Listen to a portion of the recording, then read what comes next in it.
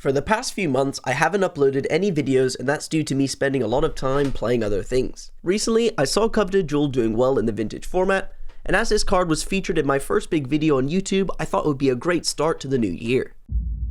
The concept of this deck is so simple I can explain it in 30 seconds. Use the best mana sources of all time to get 6 mana to cast Coveted Jewel. This will draw us 3 cards and net us 3 mana. Then we can copy it for 3 mana with Phyrexian Metamorph to get more cards and more mana, and use cards like Paradoxical Outcome so we can bounce all of our artifact mana and the jewel back to our hand to make more mana and eventually win the game with a restricted win condition in our deck because we can draw so many cards. This deck list is super simple but very effective, and we can get so many turn 1 kills in Vintage and also just do more degenerate stuff.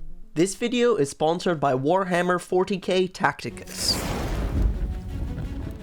If you are a try-hard Magic the Gathering player like me, you will love the tactical battlefield gameplay at the heart of this game, with the hex battlefields inspired by traditions of tabletop gaming. If you're good with combat math in Magic the Gathering, you will love the strategy needed to get through all the different height advantages, terrain affecting the champions, different attack types, abilities, and the teamwork between 3 to 5 champions, depending on the situation and ability and synergies of all your champions. To be honest though, as I'm a Magic the Gathering combo player, I just like seeing the big gun go boom. Outside of the battlefield, you can upgrade your champions, do requisitions, complete missions, and open power level crates. To assemble and lead over 50 legendary Warhammer 40k champions from 14 playable factions, use my link in the description or the pinned comment below. You can also get quick access with this QR code, and thanks again for Tacticus for sponsoring this video. To start off the first round, we have a great opening hand with the Sol Ring, Mishra's Workshop, and Tolarian Academy. What's funny is this hand isn't even that perfect because we don't have something like a Force of Will for my opponent that's on the play, as well as we can't guaranteed cast his Coveted Jewel on turn 1, so we'll have to find a mana source off the top. The opponent plays a Black Lotus and Island and passes the turn, and we manage to find a Mox Sapphire off the top of the deck. Now we can go to cast Coveted Jewel here, but I think this is a mistake because my opponent can have a card like Hull Breacher. This is because Coveted Jewel has alternate text. If an opponent attacks me with the creature and it is not blocked, they get to untap the Coveted Jewel and draw 3 cards. This would instantly lose me the game, as it would give my opponent a free 3 cards and 3 mana if they do have the 3 mana flash creature, as well as we wouldn't even draw cards from the Coveted Jewel. I feel like my hand is forced though when the opponent casts a 0 mana repeal to bounce my Mox Sapphire and draw a card. So I do cast my Paradoxical Outcome, but the opponent flashes in Hull Breacher in response to counter the Paradoxical Outcome's card draw. However, we do counter the card draw from the repeal, so at least we got some value there. And yes, they do get treasure tokens from the Hull Breacher, but they had to sacrifice a Black Lotus to cast the Hull Breacher, so we're kind of even on cards here. Things get worse for me though when the opponent follows up with the Tinker. That gets Bolus's Citadel, and they eventually find the Manifold Key Time Vault combo. This is an infinite turns combo, as Manifold Key lets you untap an artifact. Time Vault is an artifact that you just have to tap to take an extra turn, so they can just use 1 mana to take an extra turn, and eventually win by attacking me with this Hull Breacher and don't have to cast another spell. So let's just go straight into sideboarding. Going into boarding, we need ways to answer Hull Breacher, so Dismember is a must. Defense Grid is also strong because my opponent is going to have many counterspells post-board. So I am going to trim on some combo pieces, as cards that draw cards in my deck are weak because the opponent could just flash in a Hull Breacher to counter all the draws. Going into game 2, we had a terrible opening 7, and our opening 6 is also bad because we don't have any mana. However, our opening 5 is very strong, and that's because of Trinisphere. Trinisphere is restricted in Vintage, meaning that it is not banned, you're only allowed to play 1 copy. This is because everyone's playing Moxes and few lands, so if you can land it on the table turn 1, the opponent will most likely be locked out of the game. So here we can bottom our Coveted Jewel and our Paradoxical Outcome, and try and rely on this Ancient Tomb going into Grim Monolith, into Trinisphere, and then use the Urza's Saga constructs to win the game. And this is how fast a game of Vintage can be. My opponent is essentially dead here, so we can just fast forward through this game because they really can't do anything as soon as I make a couple constructs. Going into the third game, I'm going to keep a risky hand. This is because we have Force of Will and 2 mana sources. However, if we can't find any mana off the top of the deck, we are definitely going to be in an awkward position this game. But having the 1 of Manifold Key in our opening hand, if we can find something like a Grim Monolith off the top, we are going to be in a great spot. The opponent does start off the game with a load of Moxes because this is Vintage, and they also have a Manifold Key of their own. However, going down to 2 cards in their hand, we know that the opponent is most likely going to be very low on counterspells or low on threats. So when they pass back the turn, it's very likely my opponent has a hard cast Force of Will up here because they have 5 mana available to them. This wouldn't be the HarryMTG channel without me getting lucky on my first game back of Magic after 2 months. So of course, we managed to rip the Grim Monolith off the top of the deck, and now it's time to decide what we want to do with this mana. I think it's very sensible to go for the Grim Monolith, play the Manifold Key, and try to get the One Ring on the table, as we have the Force of Will to counter my opponent's potential counterspell.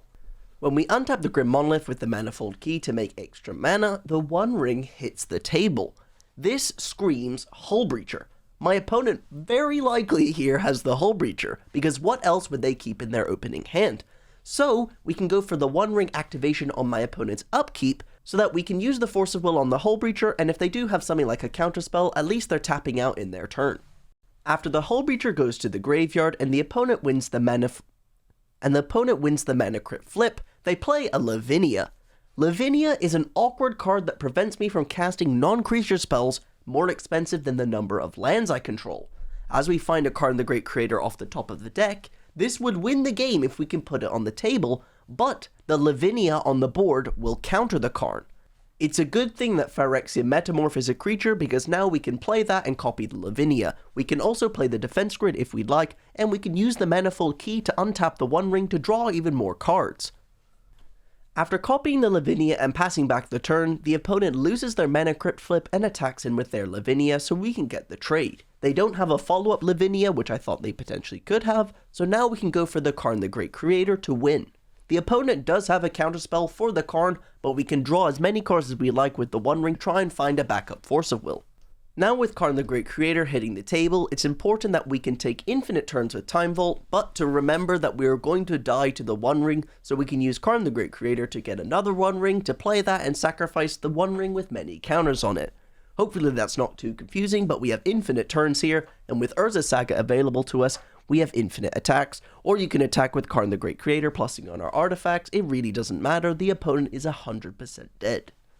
Now, Vintage is a very niche market on Magic Online, meaning the player pool is small, so you're sometimes going to play against the same people, and this happened in round 2. I played against my round 1 opponent. As we don't want to see me play against the same decks, I'll sum it up quickly. In both games 1 and 2, they had very powerful draws, and my draws were quite weak, so I managed to lose this match. Going into the third round though, we're going to reward your patience with some busted Magic the Gathering. We have Black Lotus in our opening hand, as well as a Force of Will to back up this One Ring to hit the table. The opponent just starts off with an Underground Sea and passes back the turn. Underground Sea in Vintage is typically a combo deck, so we're just going to slam this One Ring, draw a card, and hope that this Force of Will can prevent my opponent from doing anything insane on turn 2. With the opponent casting a Vampiric Tutor, we're going to let that resolve, and hope they don't cast a Doomsday on their second turn. The opponent does have a Doomsday, so there's only one line we can take, and that's Force of Will on their Doomsday. Now we're just hoping they don't have a Force of Will back. Okay. Now we have to hope the opponent's last card in hand can't draw a card. Because if my opponent can draw a card here, we are 100% dead. But when the opponent takes 3 minutes to resolve their Doomsday and pass the turn, we are praying for any way to disrupt the opponent here so that we can get some extra turns. And like an absolute beast, we find Trinus here off the top of the deck. This is so insane because my opponent likely does not have a mana source left in their deck that is a land. We saw that they put Black Lotus into their deck, so if my opponent's last card in hand right now isn't a land, well, I probably just win the game because they can't cast Thassa's Oracle. And if not, we can still make an Urza Saga construct and most likely kill them, because even if they do have a land in hand, their last card in hand is not going to do anything against Trinisphere. They literally cannot combo next turn, so they're dead to my construct. Going into boarding, we want Mindbreak Traps and Lodestone Golem. This matchup is all about preventing the opponent from winning the game rather than us winning the game. So Karn the Great Creator is not useful, the One Ring is very slow. We just want to stop the opponent from doing anything and we will win. So our opening hand in game 2 is absolutely insane because we have Mindbreak Trap and Force of Will up. The opponent has cool sideboard tech in game 2 using double Dark Ritual and casting Shieldred the Apocalypse on the first turn.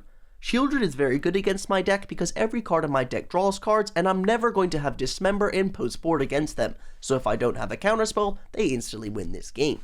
But we do have that Mindbreak Trap and now a backup Force of Will, so we can go for the turn 1 One Ring and hopefully draw enough cards to lock the opponent out of the game without them getting a Doomsday combo before we can do anything. However, the opponent seems to not have the best draw because they brainstorm into a Black Lotus, play a land and pass, and now we have so much mana and so much cards, the opponent really can't do anything. We get a Coveted Jewel on the stack and they do have a Mindbreak Trap, but with a backup Force of Will we can now combo the opponent because we have access to Phyrexian Metamorph as well as a Lodestone Golem to make it even harder for them to combo.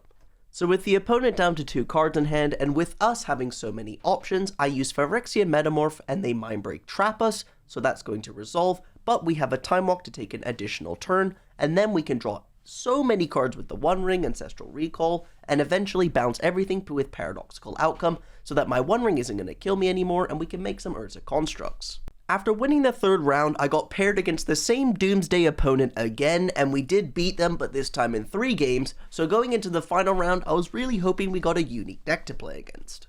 Well, it doesn't really matter what my opponent plays this game, because we have a turn 1 One Ring hand, and because we have no Force of Will to back it up, we're just hoping the opponent doesn't have interaction. So when I play all of my artifact mana on the first turn, and the One Ring resolves, we're really hoping to find a blue source down the line to cast his Paradoxical Outcome.